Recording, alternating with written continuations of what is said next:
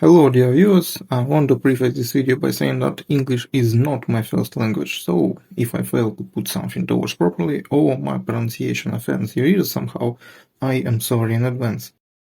This video is about something that has been on my mind for a while now, and I haven't seen anyone proposing the idea I want to convey here. Seeing as chapter 5 is upon us, I really need to put this out there before it drops. So I present to you, the Roaring Knight is a goner, but not one of our design. Who are Lighteners? Well, to the wider audience, that's fairly obvious. Lighteners are people inhabiting the light world. They come in all shapes and sizes. Teens, adults, kids who don't know what blood is.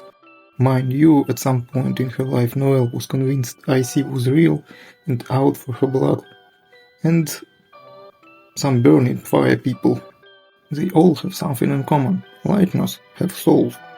Soul is the pinnacle of one's being, encompassing hopes and dreams of said individual. However, it is not souls that grants Lighteners the ability to open fountains. That would be determination. It is Christmas Eve.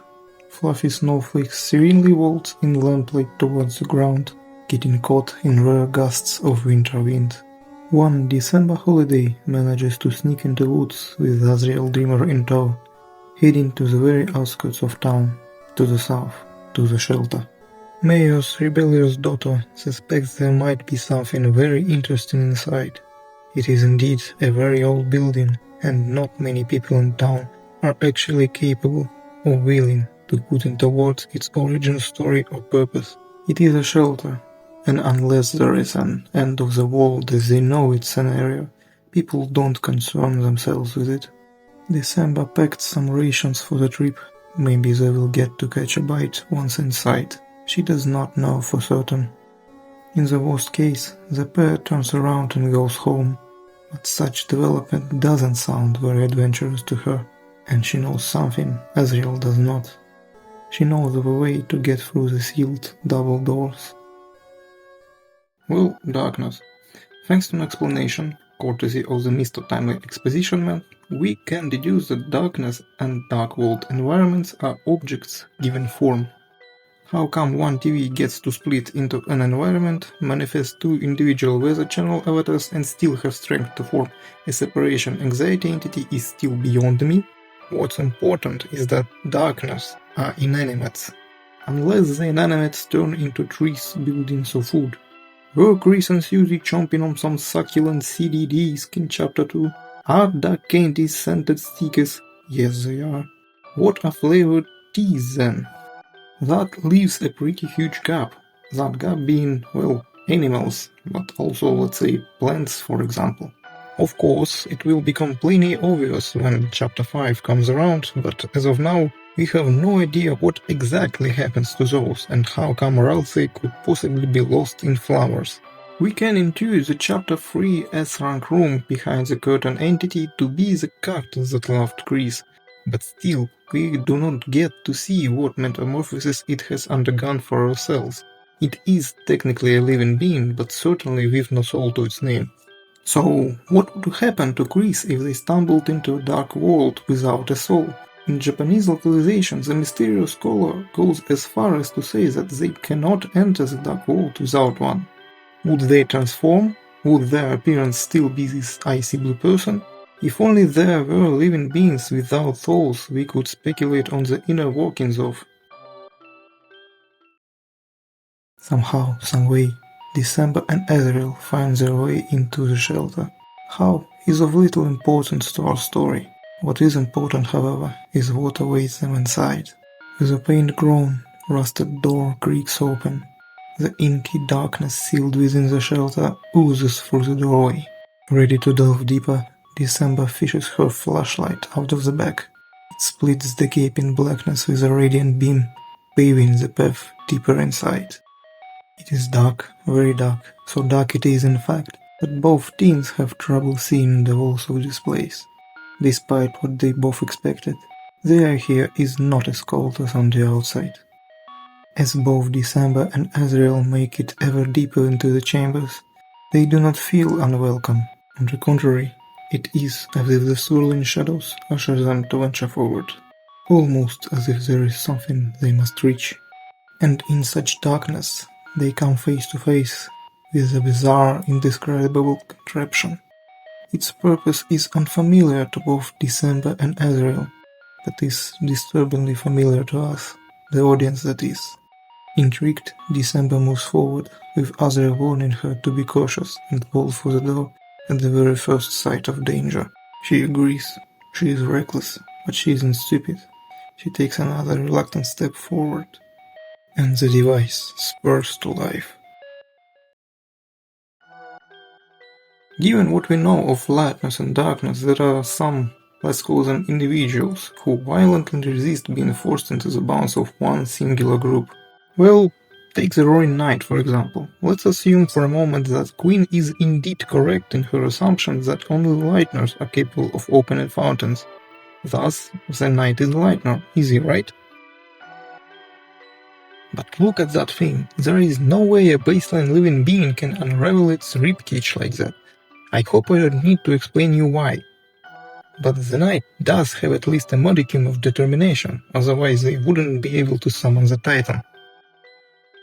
Gee, I wonder if a soulless object can be infused with determination, in turn giving it abilities associated primarily with beings who can and do canonically use determination-based powers.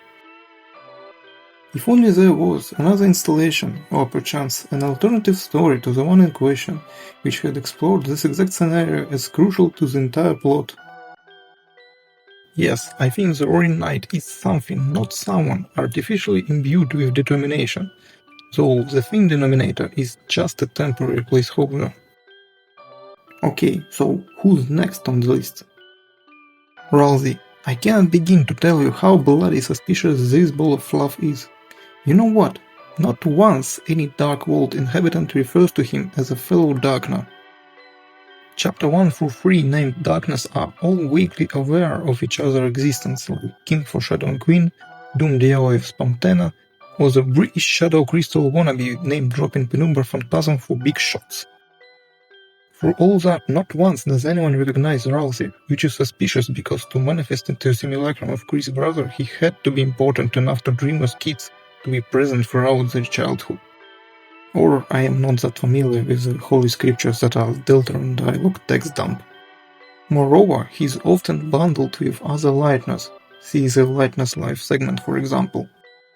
Whenever any character refers to the Fang Gang as Lightners, they never outline Ralsei's special status. Well, aside from that one time when King kindly offers Ralsei to perish with the lightness he worships. Which is a bit suspicious on its own, but whatever. Also, unless Chris carries in their hidden inventory a framed picture of the monster sauna on only the knife and phone ring, Ralsei kinda has to make his way to any opening Dark World on his own. I felt a dark presence and hurried over.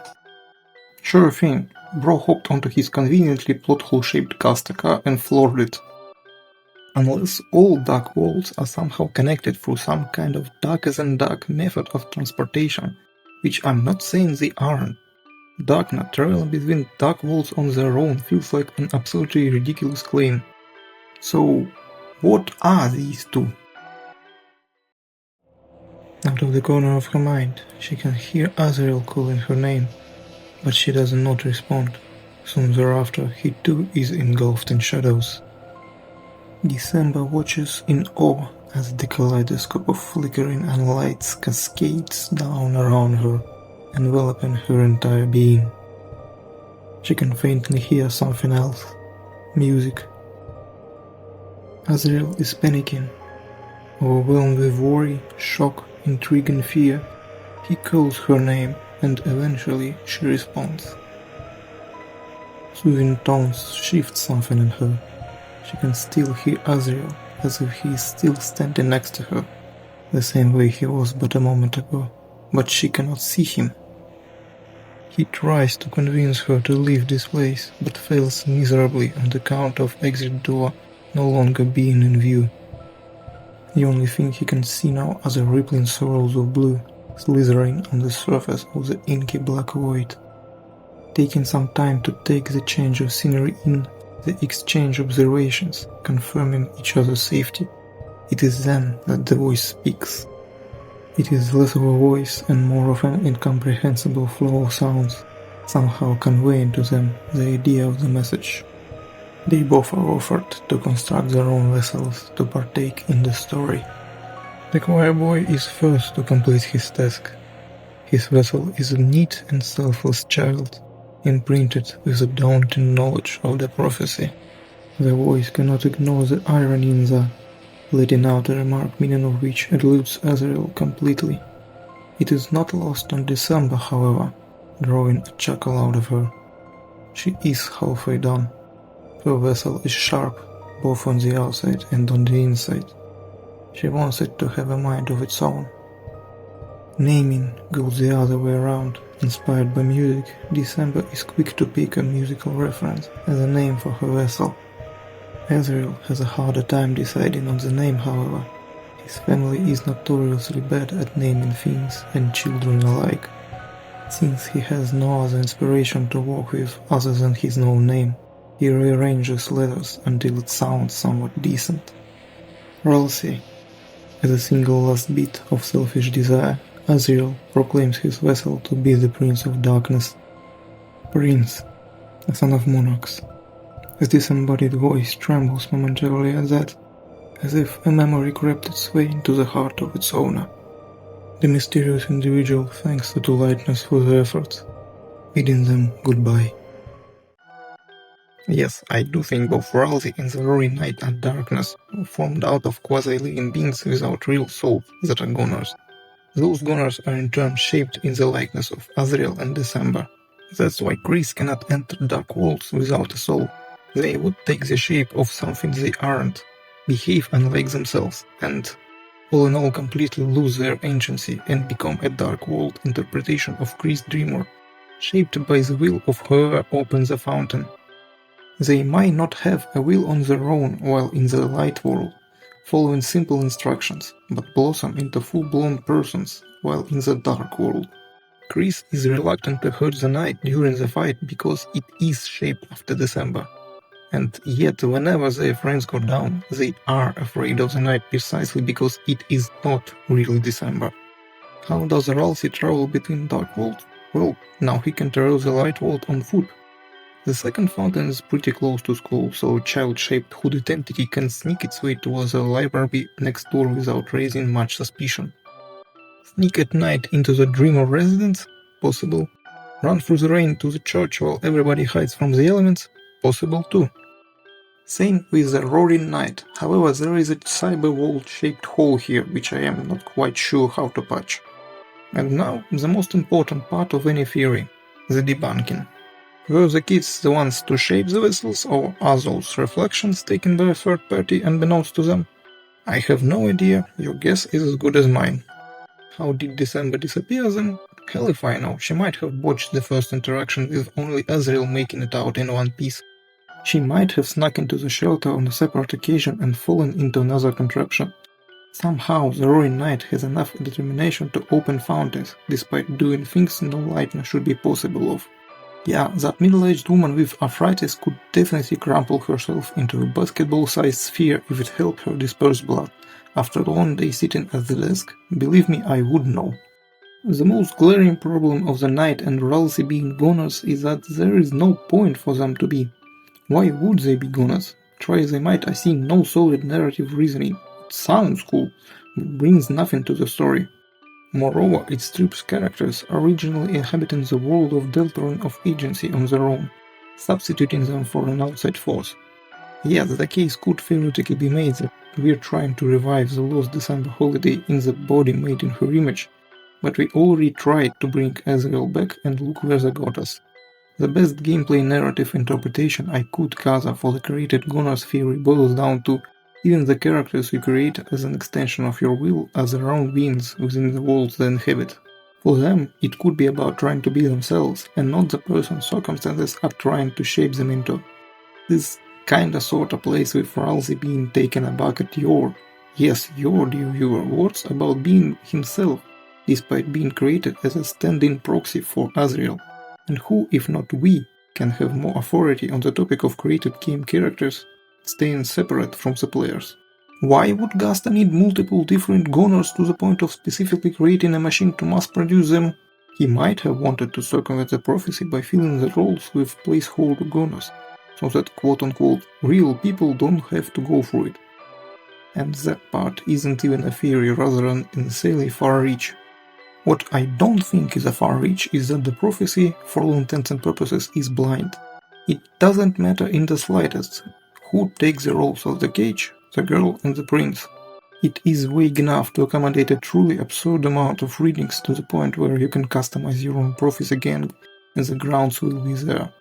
I would have made a video about that, but I truly believe that it will survive post chapter 5, when Goner Knight sounds like a dubious idea at best.